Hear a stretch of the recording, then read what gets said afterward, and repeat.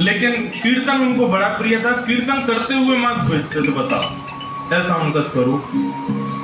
एक बार एक महात्मा वहां से निकल रहे थे, तो महात्मा ने जैसे देखा तो देखते ही पहचान गए, मुंह पे कपड़ा रख करके जा रहे थे, देखा कि ये तो शालिग्राम जी हैं। तुरंत, अरे तुम क्या कर रहे हो, बहुत बड़ा पाप है ये तो, साक्षात शालिग्राम जी हैं। उसने कहा महाराज मुझसे गलती होगी, मुझे तो पहचान है नहीं। बोले लाओ इनको मुझको दो। शालिग्राम जी ले लिए महाराज, जाकर के शुद्ध नदियों के जल से स्नान कराया, पंचामृत स्नान कराया, इत्र लगाया, चंदन लगा करके चांदी के सिंहासन पर बैठा के माला पधरा दी, ठाकुर जी का कीर्तन, बढ़िया खीर बना के भोग लगाई।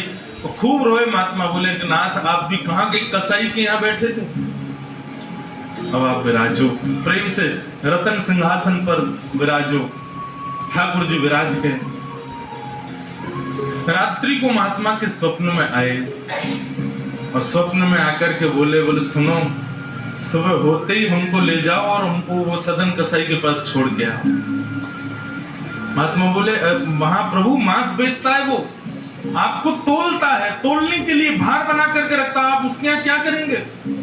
ठाकुर जी कह रहे हम जितना कह रहे हैं उतना करो बस। बोले नाथ ये तो वेद विरुद्ध हो जाएगा, ये तो शास्त्र विरुद्ध हो जाएगा, मैं आपको कैसे वहां छोड़ के आ सकता हूँ, आपको वहां क्या सुख मिल रहा है, वो शुद्ध नहीं, पवित्र नहीं, उसका स्थान अच्छा नहीं, मांस विक्रय करने वाला व्यक्ति, महापापी व्यक्ति, वहां क्यों जाना है आपको। ठाकुर जी बोले कहीं पर हमको स्नान करने में सुख मिलता है, कहीं हमको सिंहासन पर बैठने में सुख मिलता है, कहीं भोजन करने में सुख मिलता है, कहीं माला पहनने में सुख मिलता है, सदन कसाई के हमको लुढ़कने में सुख मिलता है।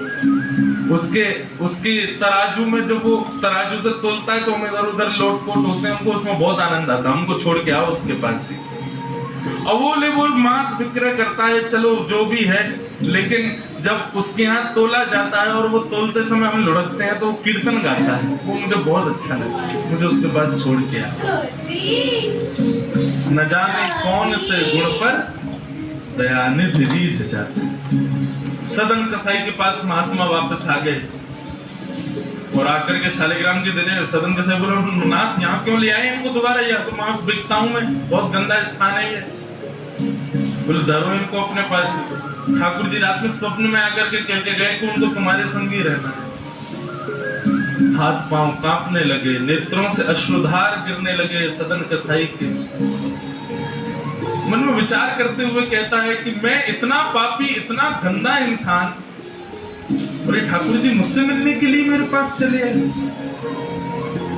मैं इनके लिए इतना भी नहीं कर सकता कि ये दूषित काम ना करूं। ज्यादा से ज्यादा क्या होगा, भोजन